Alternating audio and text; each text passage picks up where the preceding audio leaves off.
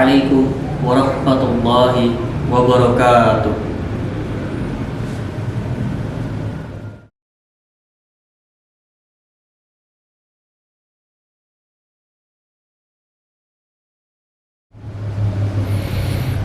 Alhamdulillahilladzi arsala rasulahu bil huda wa dinil haq liyuzhirahu 'ala ad-dini kullihi wa kafaa billahi shahida. Alhamdulillahilladzi ba'atha fil ummiyina rasulan minhum yatlu 'alaihim ayatihi wa yuzakkihim wa yu'allimuhumul kitaba wal hikmah wa in kanu min qablu lafi dhalalin mubin. Asyhadu an la ilaha illallah wa asyhadu anna Muhammadan abduhu wa rasuluhu wa la nabiyya ba'dah. Fa ya ibadallah, usikum wa nafsi bi taqwallah faqad faza fawzan 'azima. Qala Allah ta'ala fil Qur'anil Karim, ya ayyuhalladzina amanu taqullaha haqqa tuqatih wa la tamutunna illa wa antum muslimun. Al-ayat. وقال أيضا في حديث رسول الله صلى الله عليه وسلم اتق الله حيثما كنت واتبع السيئة حسنة تمحها وخالق الناس بخلق حسن. Al-Hadis. Jamaah Jumat rahimakumullah, mengawali khutbah kali ini izinkan khatib untuk berwasiat kepada diri khatib dan jamaah sekalian untuk senantiasa meningkatkan kualitas keimanan dan ketakwaan kepada Allah Subhanahu wa taala. Maka kali ini khatib ingin mengingatkan wajibnya menjaga salat. Hafizu 'ala sholawati was salatil wusta wa qumu lillahi qanitin. Jagalah semua salatmu dan jagalah salat wusta. Berdirilah untuk Allah dengan khusyuk. Quran surah Al-Baqarah. Sudah tidak asing bukan jemaah sekalian pembahasan kali ini. Mengapa kita membahas sholat? Mengapa penting menjaga sholat? Jemaah Jumat rahimahumullah, salah satu perintah Allah yang menjadi kewajiban kita seorang mukmin adalah mendirikan sholat. Kita sudah sama-sama tahu bahwa sholat menjadi rukun Islam setelah syahadat. Sholat menjadi jaminan dari syahadat yang kita ucapkan.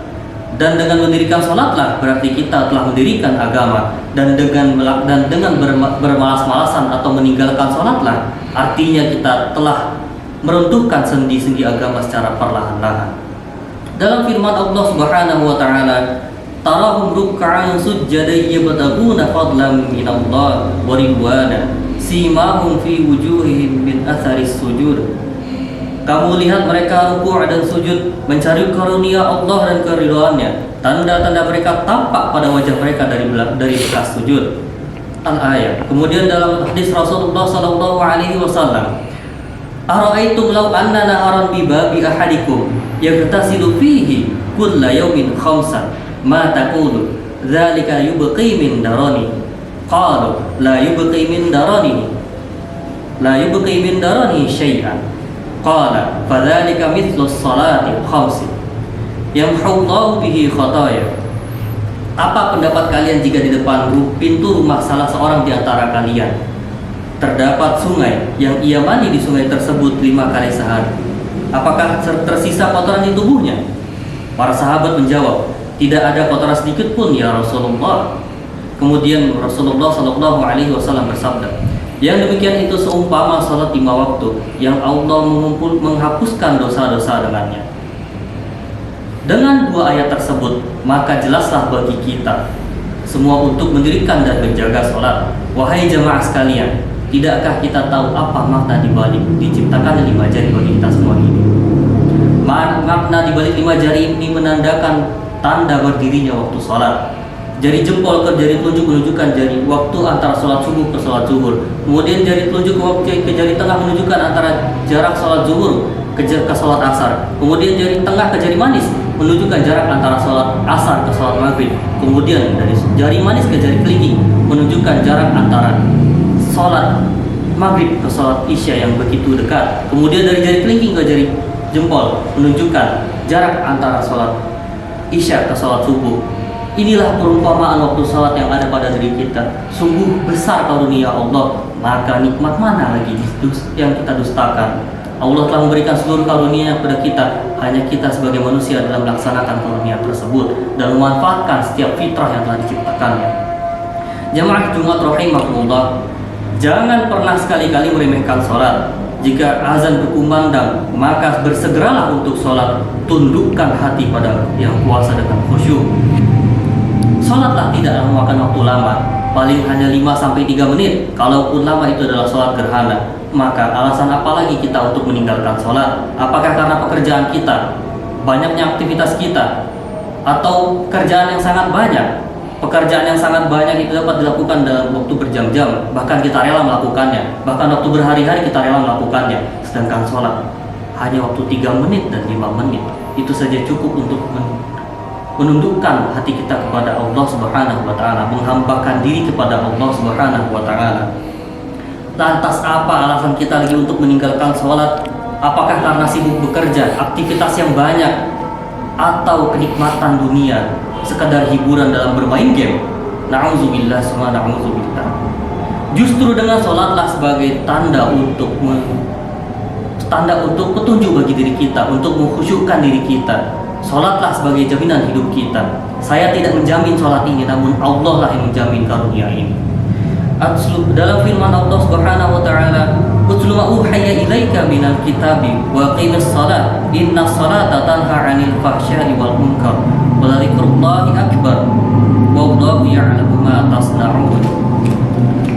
Bacalah apa yang telah diwahyukan kepadamu, yaitu Al-Quran, dan dirikanlah salat. Sesungguhnya salat itu mencegah dari perbuatan-perbuatan keji dan munkar. Dan sesungguhnya mengingat Allah melalui salat adalah lebih besar keutamaannya dari ibadah-ibadah lain. Dan Allah mengetahui apa yang kamu kerjakan. Kemudian dalam ayat lain, "Wasta'inu bis sabri was salat wa innaha lakabiratun illa 'alal khashi'in."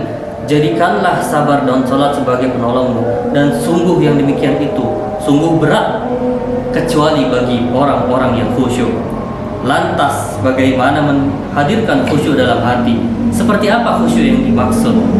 Khusyuk dapat dirasakan dalam hati apabila kita mengingat kebesaran Allah Subhanahu wa Ta'ala dan rasa takut atas Allah Subhanahu wa Ta'ala, serta diiringi rasa cinta kepada Allah Subhanahu wa Ta'ala. Hablum minallahi wa hablum minan nas. Cinta kepada Allah akan menghadirkan cinta kepada manusia. Tidakkah kita ingat dengan perjuangan Rasulullah SAW dalam peristiwa bersejarah, yaitu Isra wal Mi'raj, yang hanya diyakini bagi orang-orang yang beriman, orang-orang mukmin, yang awalnya perintah salat bermula 50 kali dalam sehari, namun melalui negosiasi dengan para nabi sehingga ditetapkanlah waktu salat menjadi 5 waktu dalam sehari. Tidakkah kita bersyukur? Maka alasan apa lagi kita untuk meninggalkan sholat? Untuk kisah lengkap dari Isra wal Mi'raj ini dapat dilihat dalam hadis Bukhari nomor 2928 tentang sejarah Isra wal Mi'raj. Jamaah Jumat rahimakumullah, melalui sholat tidak hanya untuk menyehatkan rohani saja, melainkan juga dapat menyehatkan jasmani.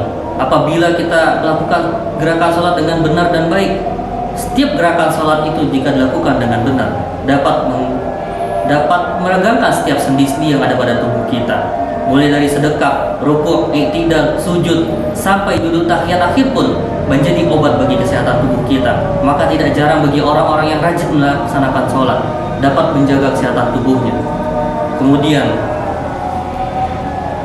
jemaah sekalian, perbanyaklah sujud. Jika kita sudah dapat melakukan yang wajib, maka perbanyaklah yang sunnah melalui sholat qobliyah, sholat ba'diyah, sholat duha, dan qiyamul lail.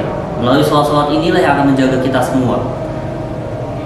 Apapun kedudukan yang kita alami, dimanapun kita berada, apapun kedudukan yang kita duduki, setinggi apapun keilmuan yang kita miliki, tetaplah ingat Allah melalui sholat. Mari kita perbaiki kembali sholat kita melalui perbaiki niat setiap gerakan sholat yang kita lakukan, serta wudhu yang kita lakukan sebelum sholat. Perbaiki itu semua, maka sholat kita akan menjadi khusyuk. Jika kita tidak dapat melakukan sholat dengan berdiri, maka dapat dilakukan dengan duduk. Jika duduk tidak dapat dilakukan juga, maka dapat sholat dilakukan dengan keadaan berbaring. Jika berbaring tidak dapat dilakukan juga, maka sholat dapat dilakukan dengan posisi tertidur. Jika posisi tertidur juga tidak dapat dilakukan, maka sholat dalam posisi berkedip. Maka jemaah sekalian, Marilah kita bangunkan jiwa-jiwa yang tertidur dalam diri kita.